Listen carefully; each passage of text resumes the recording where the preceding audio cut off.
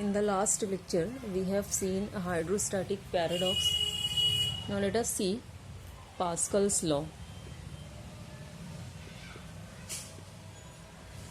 Pascal's law states that the pressure applied at any point of an enclosed fluid is transmitted equally and undiminished to every point of the fluid provided the effect of gravity is neglected.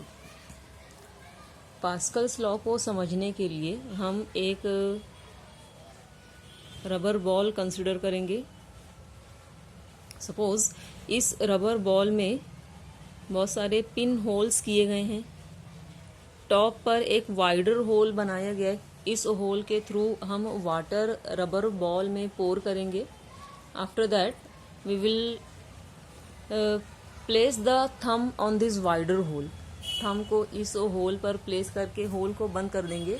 अगर thumb को press किया जाएगा then we will see that the water comes out simultaneously through all the holes.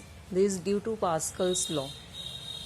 हमें मालूम है कि liquid का जो प्रेशर होता है ये एक ही हॉरिजॉन्टल लेवल पर कांस्टेंट होता है, लेकिन जैसे जैसे डेप्थ चेंज होती है लिक्विड का प्रेशर इंक्रीज होता है. So we have applied pressure here by pressing the thumb को प्रेस करके हम प्रेशर इस पॉइंट पर अप्लाई कर रहे हैं, लेकिन ये प्रेशर इक्वली तमाम लेयर्स में ट्रांसमिट हो रहा है, पूरे फ्लूइड में इक्वली ट्रांसमिट हो रहा है, जिसकी वजह से तमाम ही फाइन पिन होल्स से वाटर एक साथ साइमल्टेनियसली बाहर आ रहा है. So this the Pascal's law. अगर किसी इनक्लोज्ड लिक्विड के एक पॉइंट पर प्रेशर अप्लाई किया जाए तो ये प्रेशर इक्वली तमाम पॉइंट्स पर लिक्विड के ट्रांसमिट होगा. Now let us see applications of Pascal's law.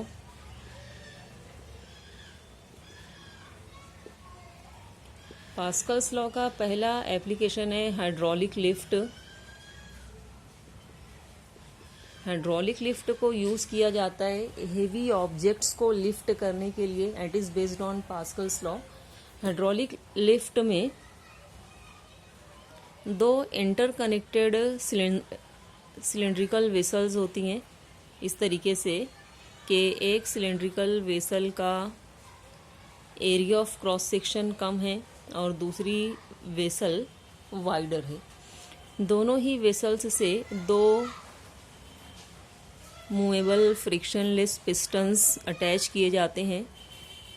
Suppose area of cross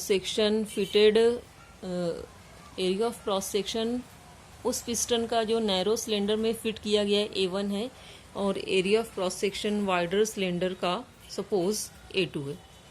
इस सिलेंडर में फ्लूइड फिल किया जाता है.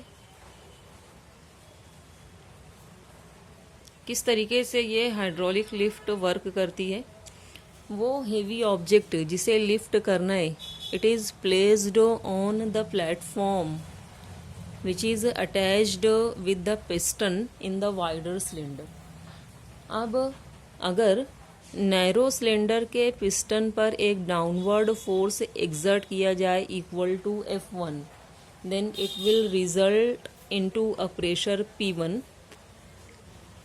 on the liquid in this cylinder, and as per Pascal's law ये प्रेशर पूरे फ्लूइड में इक्वली ट्रांसमिट हो जाएगा. So suppose the pressure in the wider cylinder is P2. इस प्रेशर की वजह से इस वाइडर सिलेंडर से फिटेड पिस्टन के ऊपर एक अपवर्ड फोर्स एक्ट होगा equal to F2. So the pressure P1 on the liquid in the narrow cylinder it will be force F1 upon area of the narrow cylinder A1. The pressure P2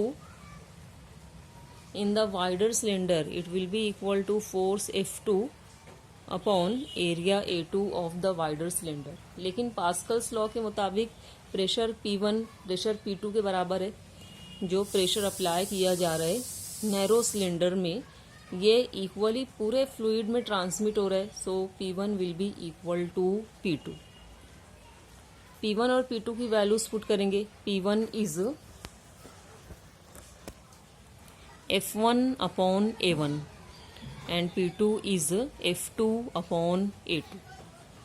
From here, the force F2 acting on the piston fitted with the wider cylinder in upward direction, it will be equal to area A2 को इस तरफ लाओगे, so force F2 it will be equal to A2 upon A1 into F1.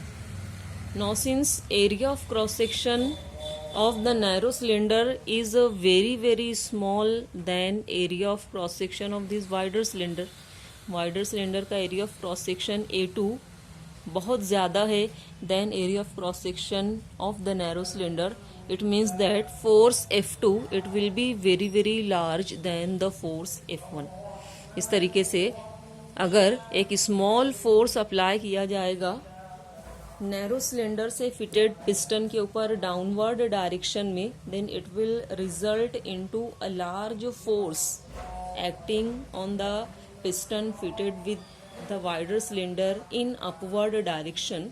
और इस upward force की वजह से वो हेवी ऑब्जेक्ट जिसे लिफ्ट करना है, इस अपवर्ड फोर्स की वजह से ये अपवर्ड डायरेक्शन में मूव करे। This is the working of the hydraulic lift. Now let us see the second application of Pascal's law, which is a hydraulic brake. Hydraulic brake को यूज किया जाता है व्हीकल्स को स्लो करने के लिए या व्हीकल्स को स्टॉप करने के लिए। हाइड्रोलिक ब्रेक में एक मास्टर सिलेंडर होता है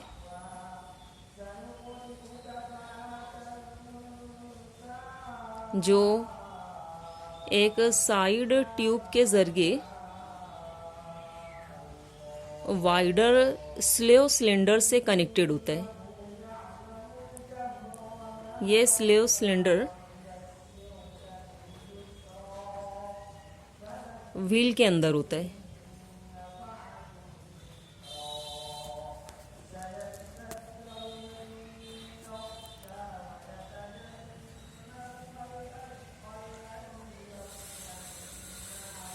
पिस्टन जो मास्टर सिलेंडर से अटैच्ड है, इस पिस्टन से ब्रेक पेडल अटैच किया जाता है और स्लेव सिलेंडर के साथ दो पिस्टन्स P1 और P2 अटैच्ड होते हैं and these two pistons are connected by means of a spring to the inner rim of the wheel. Now the cylinder is filled with a fluid. Cylinder को fluid से fill किया जाता है। जब car की motion slow करनी हो या कार को स्टॉप करना हो, व्हीकल को स्टॉप करना हो, तो ब्रेक पेडल को प्रेस किया जाता है। जब ब्रेक पेडल को प्रेस किया जाता है तो इससे फिटेड पिस्टन इनवर्ड मूव करता है। जब पिस्टन इनवर्ड मूव करेगा तो यहाँ पर प्रेशर एक्ट होगा फ्लूइड के ऊपर and this pressure will be transmitted equally to the entire fluid. इस प्रेशर की वजह से स्लेव सिलेंडर में फिटेड पिस्टन्स के ऊपर एक बाहर की तरफ फोर्स एक्ट होगा। इस आउटवर्ड फोर्स की वजह से ये पिस्टन्स आउटवर्ड डायरेक्शन में मूव करेंगे। इस तरीके से ये व्हील की इनर रिम के ऊपर फोर्स एक्सर्ट करेंगे। मास्टर सिलेंडर का एरिया ऑफ क्रॉस सेक्शन कम है जबकि स्लेव सिलेंडर का एरिया ऑफ क्रॉस सेक्शन ज़्यादा है। इस तरीके से जब ब्रेक पेडल को प्रेस किया जाता है तो स्मॉल फोर्स एक्ट होता है मास्टर सिलेंडर से अटैच्ड पिस्टन के ऊपर। Due to this small force a large force acts on the pistons attached with the slave cylinders. इस तरीके से एक लार्ज फोर्स के एक्शन की वजह से जो व्हील है ये स्लो डाउन होती है या इसकी मोशन स्टॉप हो जाती है। So this is the hydraulic brake which is based on Pascal's law.